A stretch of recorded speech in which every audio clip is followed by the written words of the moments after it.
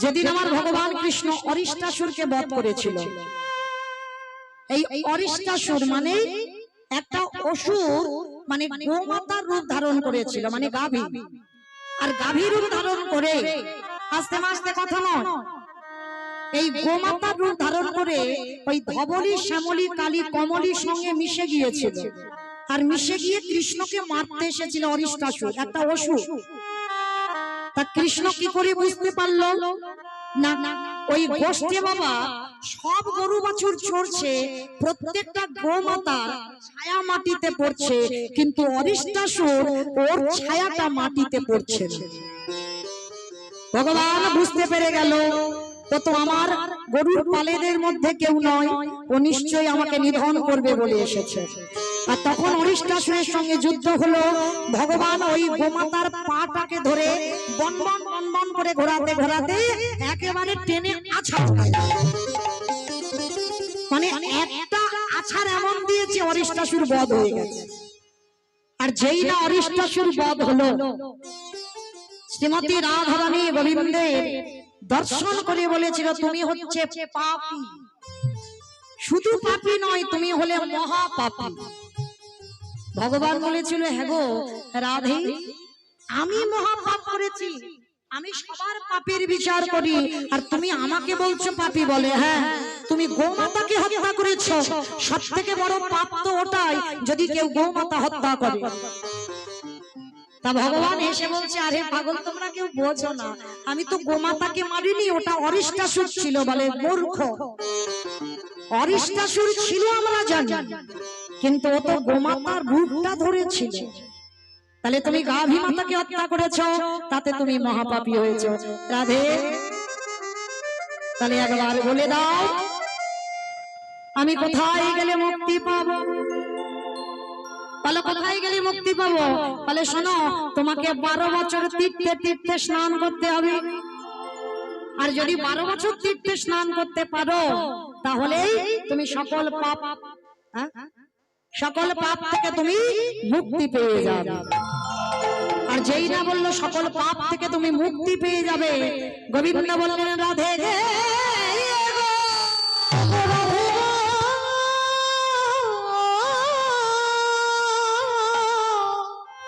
যাকে আমি আগে বলো না দেখলে থাকিতে পারি না। আর তুমি কি না বলছো আমি 12 বছর তীর্থে কাটাবো? বাবা, আমি দম বন্ধ হয়ে মরে যাবো। রাধে, তুমি উপায় কিছু বলে দাও। তখন আমার গোবিন্দ বলেছিল, বেশ, তাহলে আমি উপায় বলবো না, তুমি বলো। বলে শোনো রাধে, আমি যদি সকল তীর্থকে যদি আমি এক জায়গায় হাজির করি, আর সেখানেই যদি আমি স্নান করি, বলে হ্যাঁ, তা মন্দ হবে না। তুমি যদি চোখের সামনে দেখাতে হবে যে সব তীর্থ এসেছে, বলে ঠিক আছে রাধে, আমি দেখাবো। ভগবানের হাতের মুরলি দিয়ে যেই না কুণ্ডটা খনন করেছে, সমস্ত তীর্থকে আহ্বান করেছে, গঙ্গা যমুনা সরস্বতী প্রভা হরিদ্বার সমস্ত তীর্থ, জগতে যত যত তীর্থ আছে সবাইকে ডেকেছে। ডেকে বলছে, দেখো আমি রাধা চরণে মহাপাপী, আমি অরিষ্টাসুরকে বধ করেছি, কৃপা করে তোমরা জল হয়ে এই কুণ্ডে এসো। আরে যদি একবার কুণ্ডে আসো, আমি ওই কুণ্ডে স্নান করলে তবে পবিত্র হব। তা ভগবান আহ্বান করেছে, বাবা সব তীর্থ তো আসবেই। এইবার তীর্থ এসেছে, স্নান করেছে, স্নান করে যেই না রাধারানীর চরণে প্রণাম করতে যাবা, সখীগণ বলছে, দাঁড়াও দাঁড়াও দাঁড়াও, খবরদার, তুমি পাপী। হাই ভগবান, আমি সব তীর্থে স্নান করলাম, এখন নাকি আমি পাপী? কি করে আমি পাপী হলাম? বলে শোনো, তীর্থ তখনই পবিত্র হয় যখন রাধা চরণ পরশ পায়। তুমি তীর্থ ডেকেছো, তীর্থ জল হয়ে গেল, সেই জলে তুমি স্নান করলে, কই তীর্থ রাধা চরণ তো ধরলো না।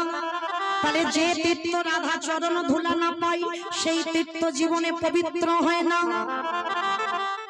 তাহলে কি করব? তাহলে একটা কাজ করো রাধে, তুমি একটা কুণ্ড খনন করো। রাধারানী হাতের কঙ্কন দিয়ে সৃষ্টি করলো, একটা খনন করলো কুণ্ড। তা ললিতা বিশাখা বলছে এবার কি করবে, এখানে তো জল নেই।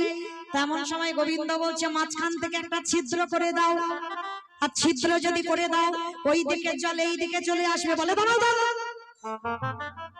সর্বনাশ, ও তো জল পাপী, ওই পাপী জল আমার রাধারানীর কুণ্ডে আসবে।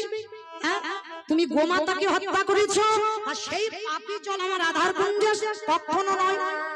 বলে তাহলে কি করবো, বলে ফিরে আবার ডাকো।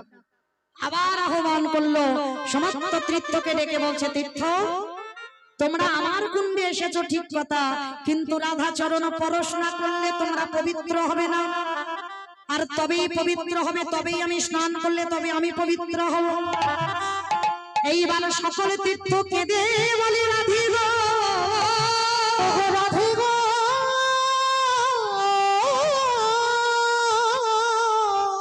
তুমি যদি করুণাময়ী, তুমি যদি কৃপাময়ী হও। দেখবেন বাবা ভগবানের কাছে কেউ সরাসরি যাবে তো উনি বাবা চিত্তগুপ্তের খাতা দেখে হিসাব করবে কত পাপ পূর্ণ করেছে, ভগবান হিসাব করবে। কিন্তু যদি রাধা চরণে কেউ ধরতে পারে, আমার রাধা রানী কোনোদিন চিত্রগুপ্তকে ডেকে বলবে না পাপ পূর্ণের খাতাটা দেখাও। যদি একজন ভক্ত রাধা চরণ আঁকড়ে ধরতে পারে, ওগো অচিরে কৃষ্ণ প্রাপ্তি হইল।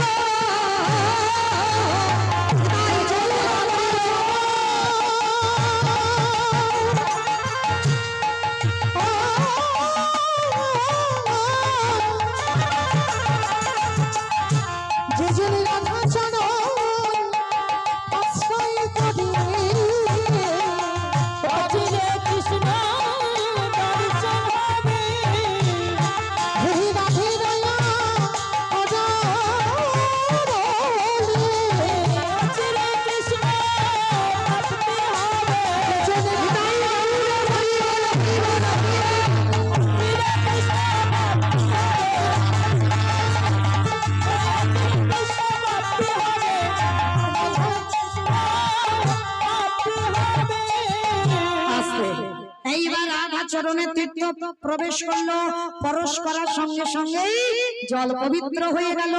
আর তারপরে রাধা কুণ্ড শ্যাম কুণ্ড এক হয়ে গেল।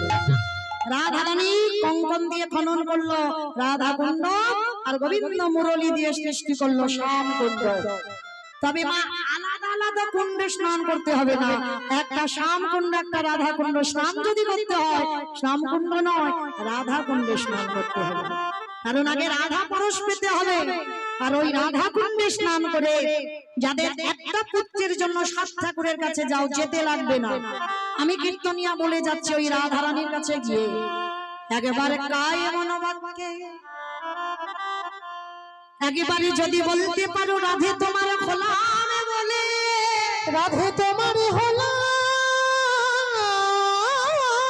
বলে, যদি তুমি আঁচল পেতে আমার রাধা রানীর কাছে যদি একবার ভিক্ষা চাইতে পারো, তবে মায়েরা ডিগ্রিওয়ালা ছেলে চাইলে দেবে না, চাকরিওয়ালা ছেলে চাইলে দেবে না, তাহলে কিরকম ছেলে চাইতে হবে, আমায় কৃষ্ণবালা পাখি দাও, অন্তিমের সময়ে যেন আমার দুবারে বসে সে যেন কৃষ্ণ ভজন সাধন করিতে পারে। রাধে হে গো,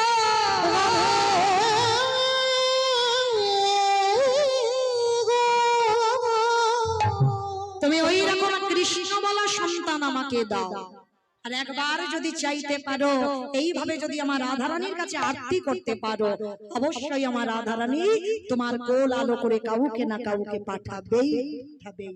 আজকে ঠিক ওই গোবর্ধন দাস আর হিরণ্য দাস, হিরণ্য দাসের ঔরসে নয়, গোবর্ধন দাসের ঔরসে জন্ম নিয়েছিল রঘুনাথ দাস। এদের সম্পত্তি আপনাদের আমাদের মতো নয়, এদের সম্পত্তি ছিল বাবা স্বর্গের ইন্দ্রের মতো সম্পত্তি। প্রতিদিনের আয় 12 লক্ষ স্বর্ণ মুদ্রা আয় ছিল প্রতিদিনের। 8 লক্ষ কর শুধু নবাবকে দিত। মানে ভাবতে পারছো, মানে দিনের রোজগার কত, সেই বাংলার নবাব। হিরণ্য দাস আর গোবর্ধন দাস সন্তান তো পেল, কিন্তু মা ছোটবেলা থেকে রঘুনাথে বৈরাগ্য ভাব। হাজার খেলনা দেয় ভালো লাগে না। ছোটবেলা থেকে তার একটাই মনের ইচ্ছা, আমি কোথায় গেলে কৃষ্ণ পাবো। কে গো মায়েরা, এখন মোবাইলে দেখছো ছোট্ট একটা ছেলে ভাগবত, অনেকে দেখছো, ছেলেটার নাম রেখেছে ভাগবত। দেখেছো ছেলেটা ছোটবেলা থেকে তৈরি, সে জোরসে বলে আমি প্রভুপাদ হতে চাই। ছোট্ট ছেলে একটা, তাহলে ভাবতে পারছো ওই ছেলেটা। একটা কথা মনে রেখো বাবা, যারা সকাল সকাল নেমে পড়েছে, আমরা তো ৮০ লক্ষ জনই ফেলে এসেছি, ৪ লক্ষ বার মানব জন্ম। আর যারা সকাল সকাল নেমে গেছে, মনে রেখো হয়তো এই জন্মটা শেষ, আর এই জন্মের পরে পেয়ে যাবে ভগবৎ স্বরূপ।